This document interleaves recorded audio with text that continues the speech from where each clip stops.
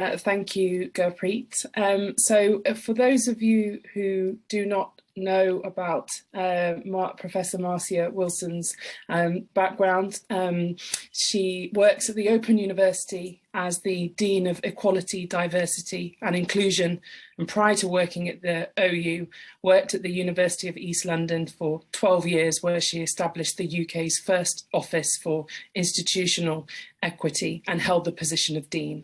Her work includes working on equality projects with Universities UK and London Higher to tackle racism in educational institutes.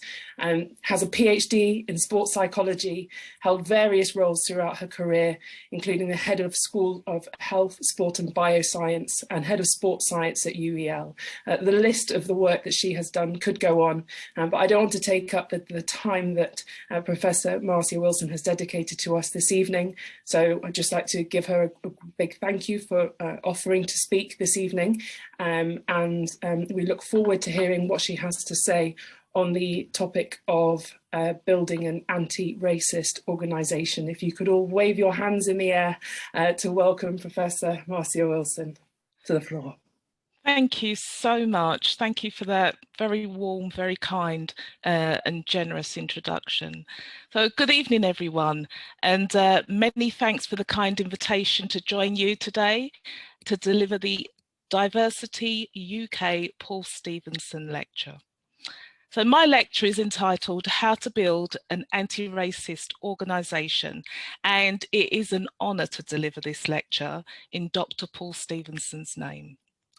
The contextual information of this lecture will be on higher education institutions, but some of what I discuss is transferable to other organisations. What I'd like to do today is provide a framework for building an anti-racist educational institution. But first, I'd like to share some information about what higher education looks like with regards to racialized disparities. But before I share the data, it might be helpful to share a story of an experience I had last year. So, as Francesca told you, I'm an academic.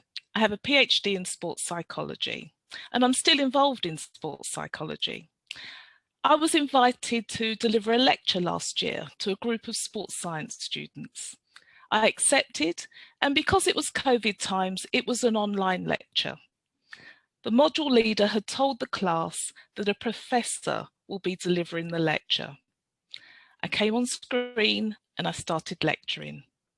At the end of the lecture, I opened it up for comments and for questions. A young black woman was first up. She raised her hand so quickly, but she was hesitating and she seemed quite unsure whether to say what she was going to say. She said to me, "I am sorry I was late to your lecture. I knew that we had a professor delivering the session. I clicked on the link that was sent to me and I saw you. I thought I was in the wrong room because I remember being told that a professor would be delivering the lecture, so I logged out and left the virtual room. I found the link again and clicked on it and it took me to you again." And she said to me, "In all of my years as a student, I have never been taught by someone who looks like me, and that is why I got it wrong."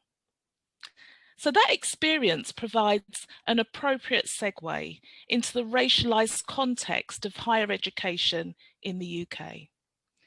Across the sector, we have one Vice-Chancellor who is black.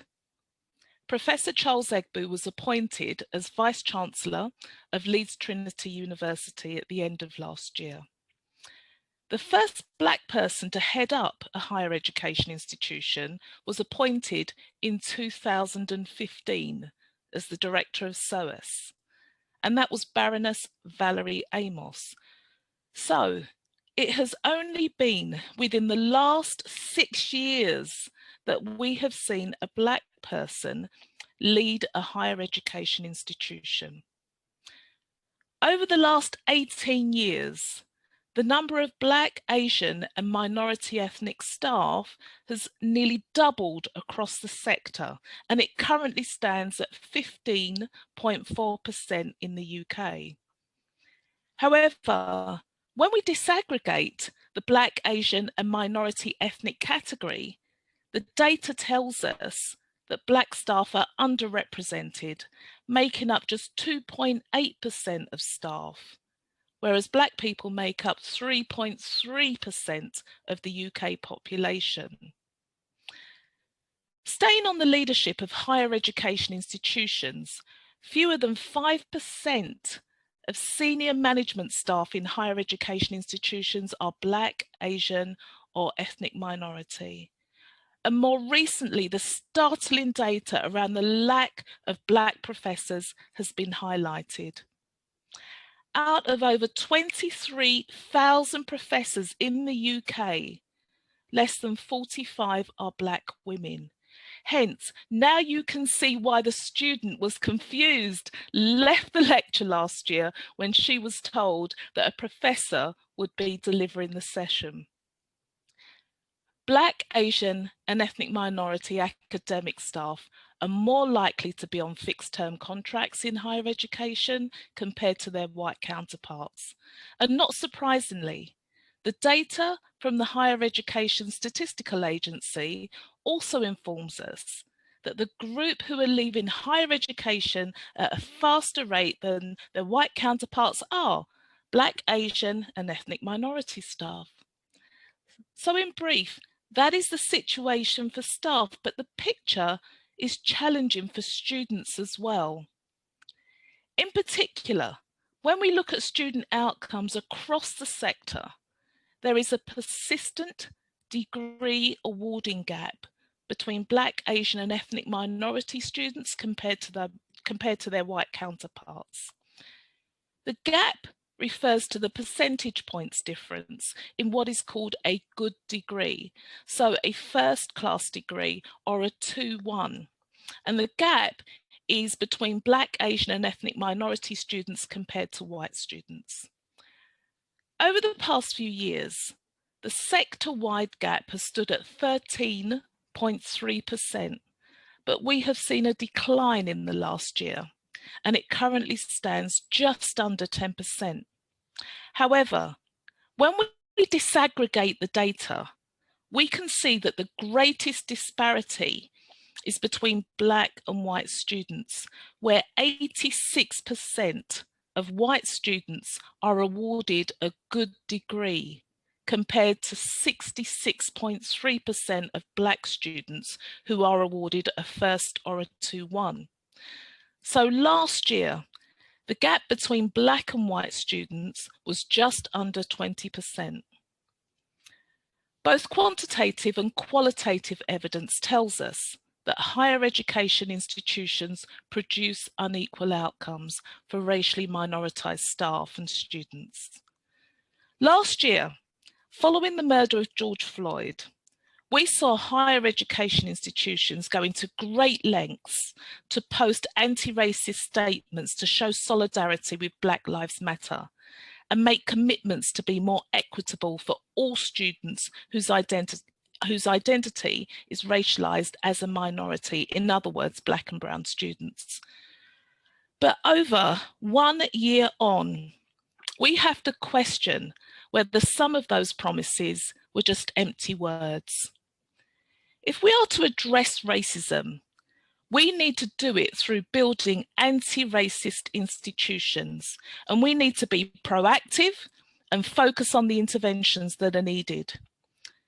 To start with, we need to have a common understanding of what racism is and what it is not. When we talk about racism in this context, we are talking about institutional racism. The concept of institutional racism gained national attention when it was widely introduced in 1999 in the Macpherson Report, which was the inquiry into Stephen Lawrence's murder.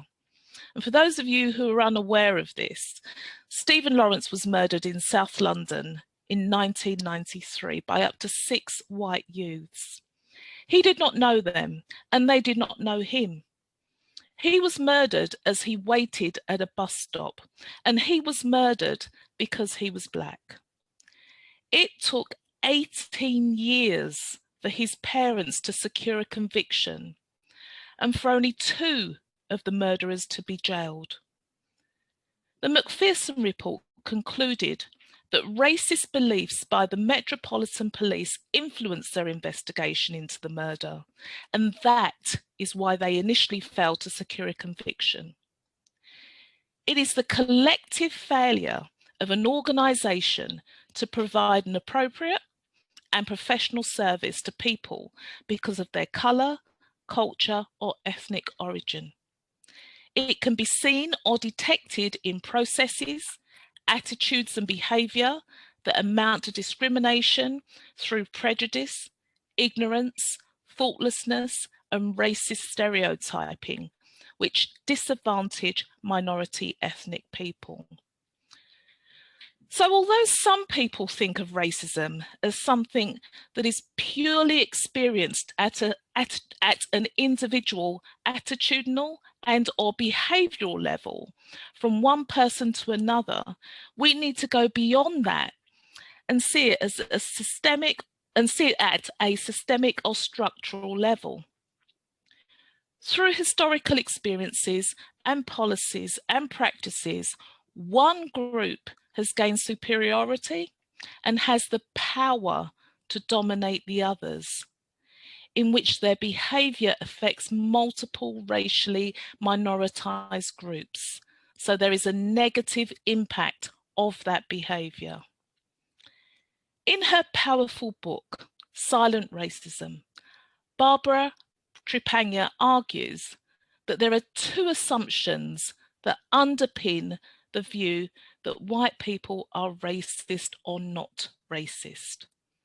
The first assumption is that most white people assume that racism is hateful. The second assumption is that racism is a rare occurrence. Now, these assumptions around being hateful and rare make it challenging for some white people to believe that racism is sometimes unintended and really quite routine. Trepagna argues that it is silent racism, the everyday racism, that produces institutional racism, and we see it in our policies and our practices.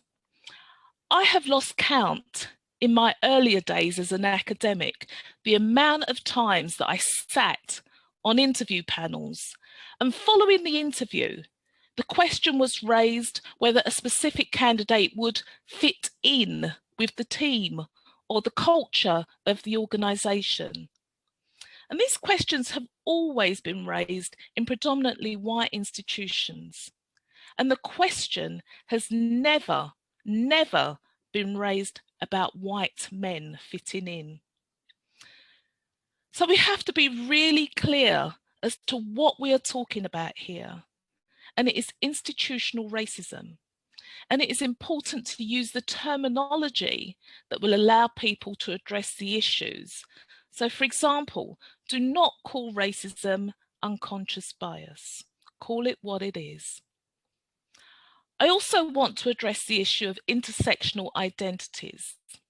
Although I'm talking about racism, we don't have just one single identity.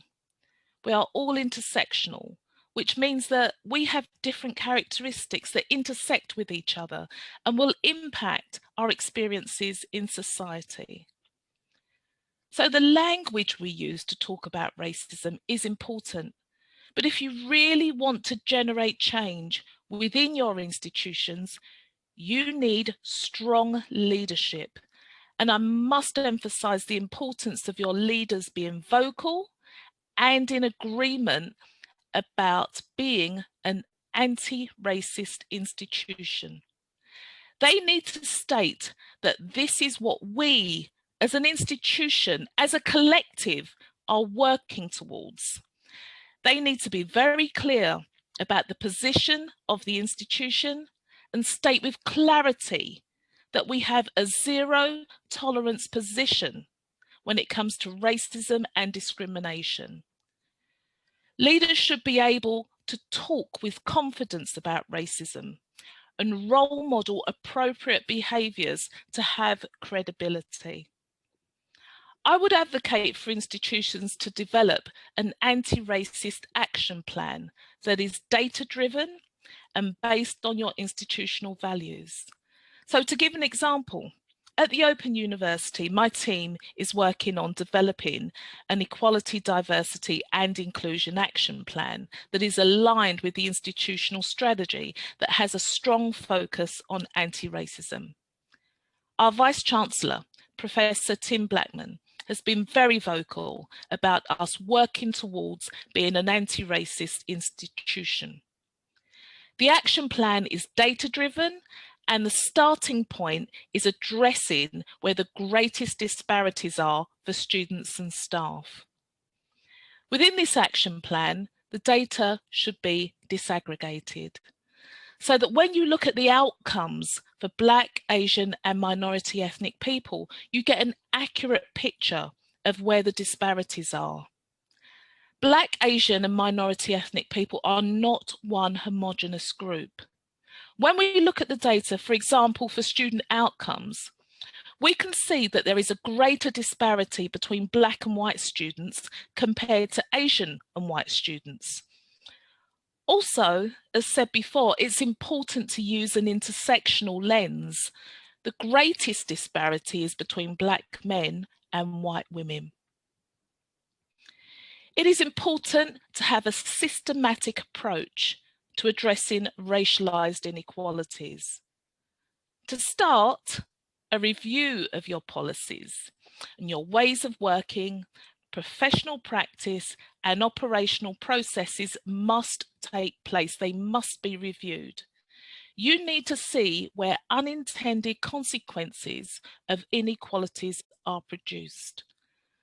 Your human resources department is critical in this process, because when it comes to inequalities, it is important to review policies and processes associated with recruitment and selection, staff performance and reviews, promotion, the promotion criteria, staff development opportunities and who gets those opportunities, pay gaps, retention of staff, and who is exiting the institution and why.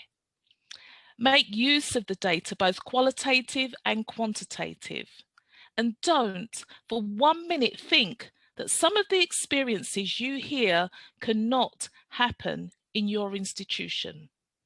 It is important to look at the ethnic demographic of your institution from top to bottom and ask yourself if it resembles a pint of Guinness. So, very white at the top and darker as you move down the organisation? Or is it a night and day institution where you will largely see white staff during the day and Black and brown staff during out of hours because they are the cleaners or the hospitality workers?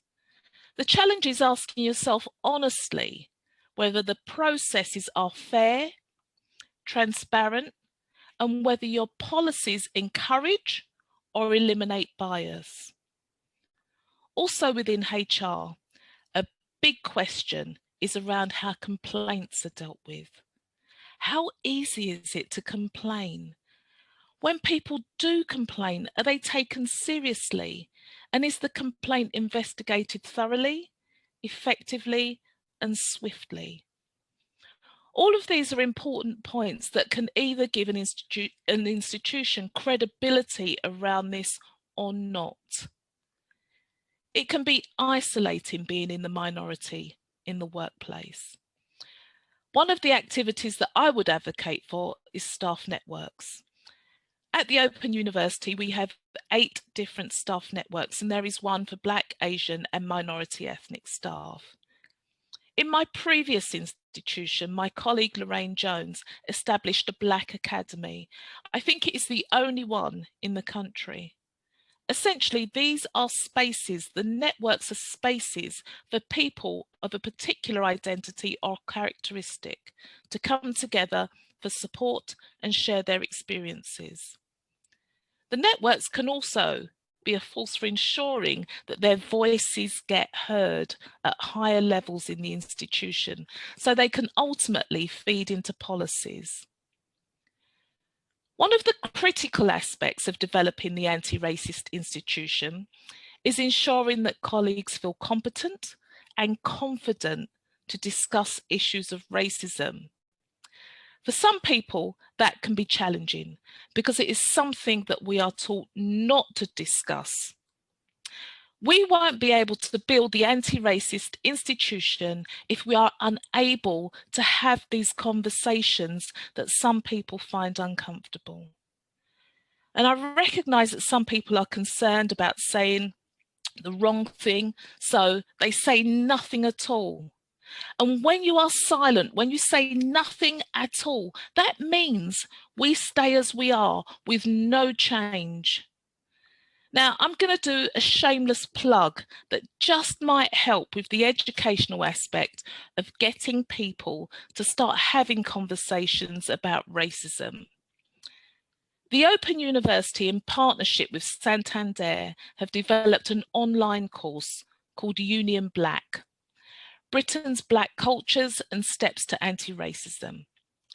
It is a 6-hour course designed to dispel myths and help educate about the history of Black people in the UK. It also discusses the importance of anti-racism as opposed to non-racism, meaning that we have to be anti-racist in order to bring about the change. Anti-racist, you have to interpret that as a verb. It's a doing situation. Non-racist means that we are complicit with the status quo and are largely inactive around change. The course also helps us unpack what allyship means and how to become one.